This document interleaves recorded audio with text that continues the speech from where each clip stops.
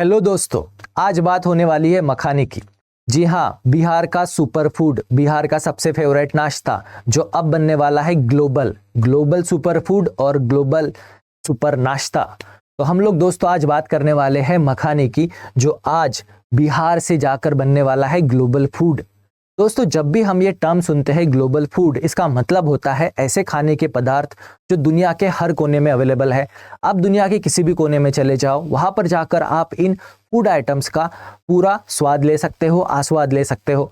तो दोस्तों, जब भी हम लोग ग्लोबल फूड की बात करते हैं तो हमारे सामने डिश आ जाती है कि भाई बर्गर है, पिज्ज़ा है, चाइनीज़ है, नूडल्स, मंचूरियन। ये दोस्तों ग्लोबल फूड है। आप दुनिया में कहीं पे भी चले जाओ, ये फूड आइटम्स आपको मिल जाते हैं। तो यहाँ पर हमेशा एक क्वेश्चन होता है, क्या भाई कोई इंडियन ऐसी डिश है जो ग्लोबल फूड बन सके?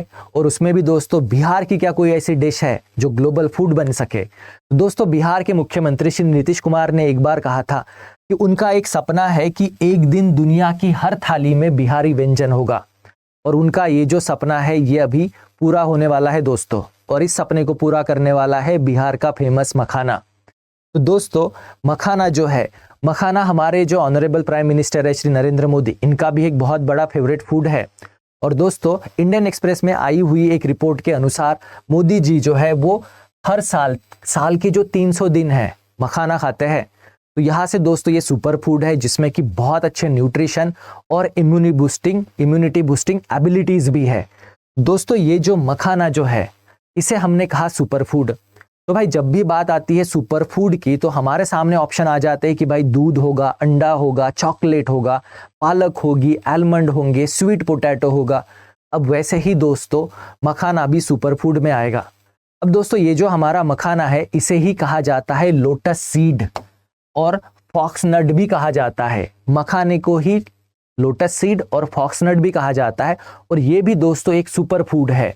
अब सुपर फूड का मतलब क्या होता है?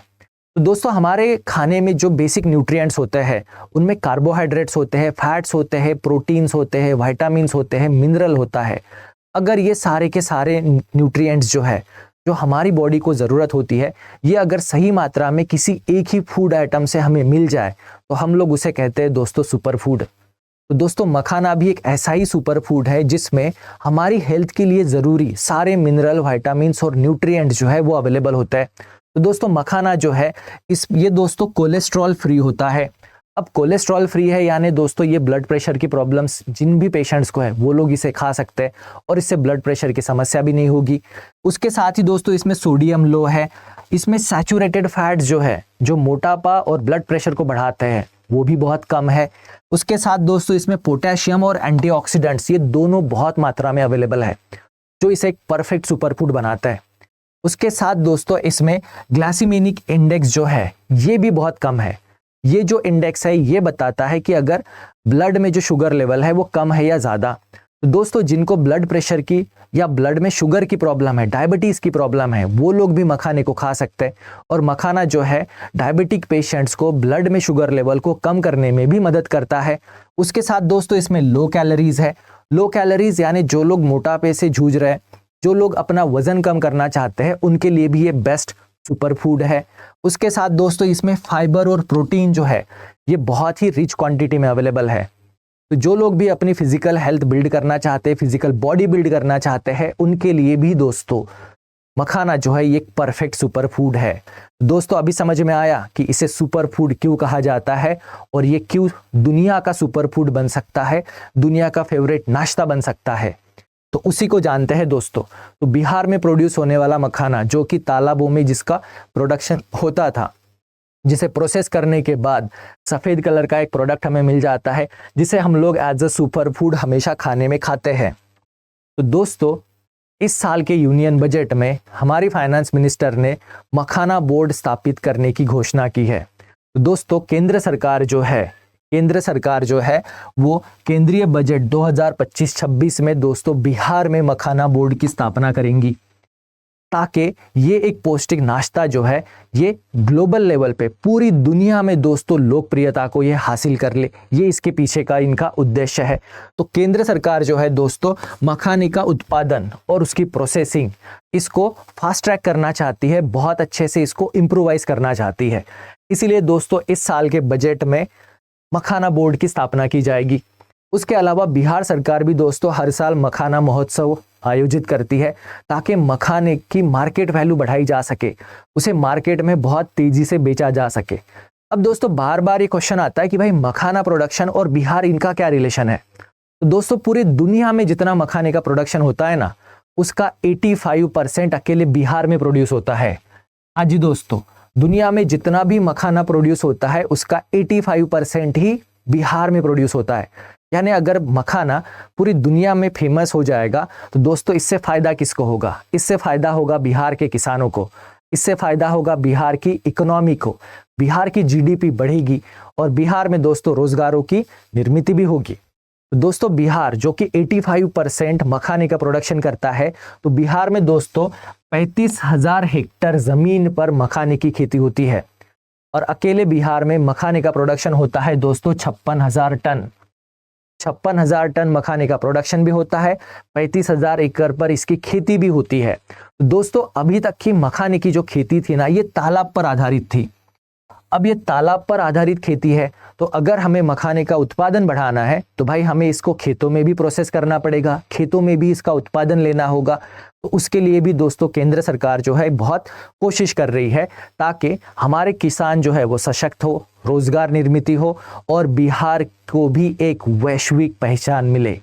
तो इन सारे ऑब्जेक्ट के साथ दोस्तों केंद्र सरकार जो है ये मखाना बोर्ड स्थापन करना चाहती है ताकि बिहार भी एक ग्लोबल ब्रांड बन जाए और बिहार का मखाना जो है ये सारी दुनिया में एक फेवरेट नाश्ता बन जाए। और दोस्तों इससे बिहार की जीडीपी और भारत की जीडीपी दोनों को फायदा होगा और किसानों को तो डेफिनेटली फायदा होगा। दोस्तों मखाना बोर्ड जो है ये 3 चीजों पर फोकस करेगा। 3 चीजें कौन सी? तो पहला है दोस्तों उत्पादन, प्रोडक्शन, प्रसंस्करण यानी प्रोसेसिंग, और उसके बाद दोस्तों मार्केटिंग। ऐसे 3 चीजों पर ये बोर्ड काम करेगा।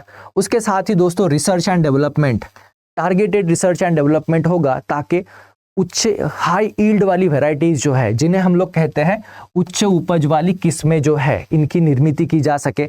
उसके साथ खेती के तरीकों को भी सुधारा जा सके और आधुनिक तकनीक और आधुनिक तरीकों से इसका उत्पादन जो है उसको बढ़ाया जा सके। उत्पादन तो बढ़ाना है पर उत्पादन के साथ साथ इनकी पौष्टिकता को भी दोस्तों मेंटेन करना जरूरी है। तो इन सारी परियोजनाओं के अलावा बिहार सरकार जो है वो किसानों को सब्सिडी स्कीम देगी।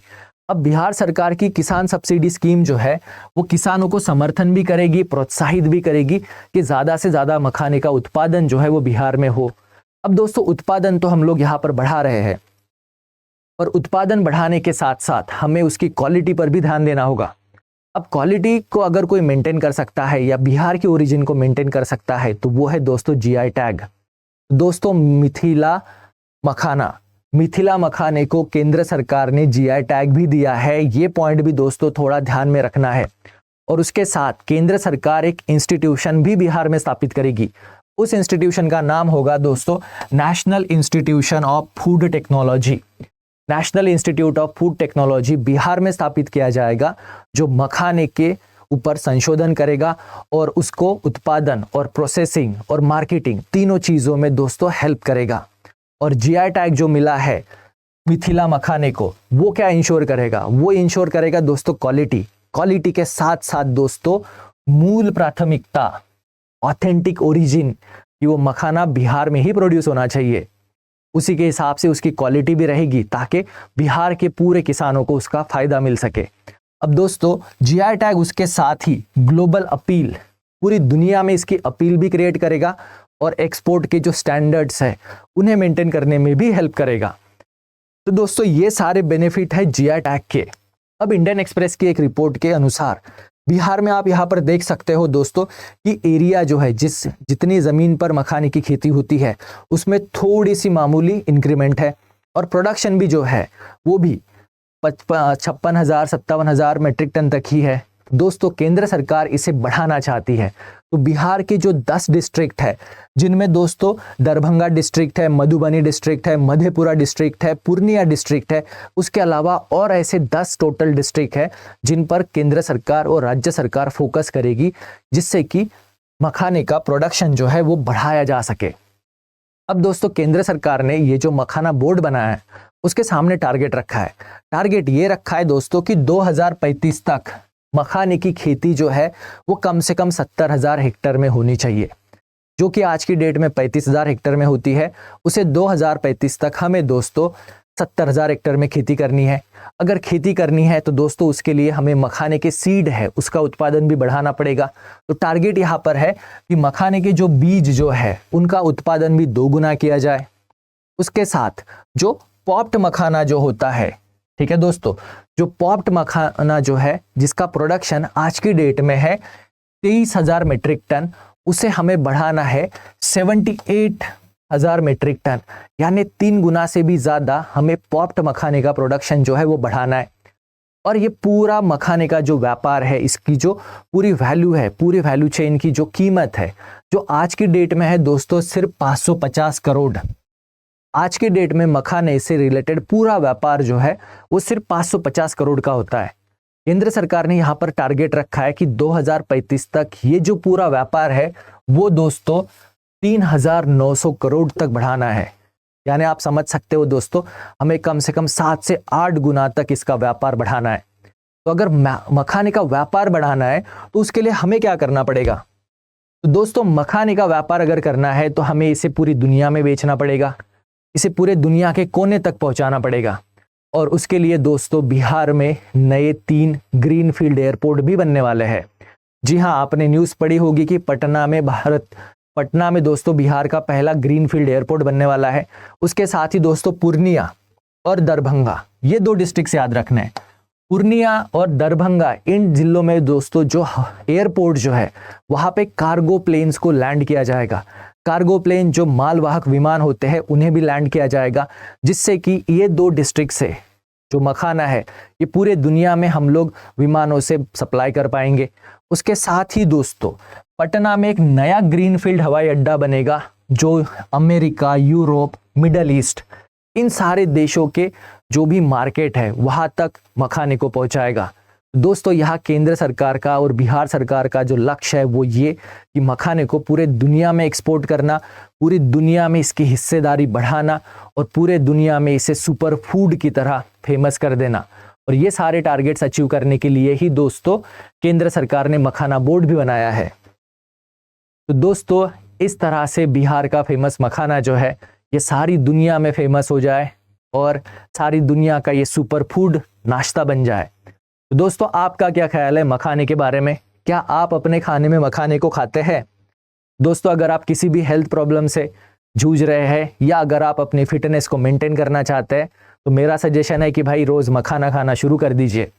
दोस्तों इस सेशन को खत्म करने से पहले आपके लिए क्वेश्चन है जिसका आंसर आपको कमेंट बॉक्स में बताना है। क्वेश्चन है दोस्तों कि दुनिया में जितना भी मखाने का प्रोडक्शन होता है, सारी दुनिया में जितना मखाने का उत्पादन होता है उसमें से कितना % मखाना अकेले बिहार राज्य में उत्पादित किया जाता है? इस क्वेश्चन का आंसर दोस्तों कमेंट बॉक्स में जरूर बताइएगा। साथ ही में दोस्तों इस सेशन को लाइक करना ना भूलिएगा। दोस्तों इस सेशन को खत्म करने से पहले मैं आपको बता दूं, ये मेरा फैकल्टी कोड है PSK लाइव। तो अगर आप स्टडी IQ के किसी भी बैच में एडमिशन लेते हैं तो इस कोड को यूज कीजिए, आपको मैक्सिमम डिस्काउंट मिल जाएगा और आप मुझसे जुड़ सकते हो दोस्तों मेरी टेलीग्राम ID पर। इस टेलीग्राम ID पर आपको इस यूट्यूब वीडियो का PDF फाइल भी मिल जाएगी। उसके साथ में दोस्तों आपके साथ करंट अफेयर, इथिक्स और साइंस टेक, ये 2 सब्जेक्ट से रिलेटेड इंफॉर्मेशन मटेरियल जो है उस ग्रुप पर आपको अवेलेबल कराता हूँ। तो दोस्तों thank you very much, see you next video, till then best of luck.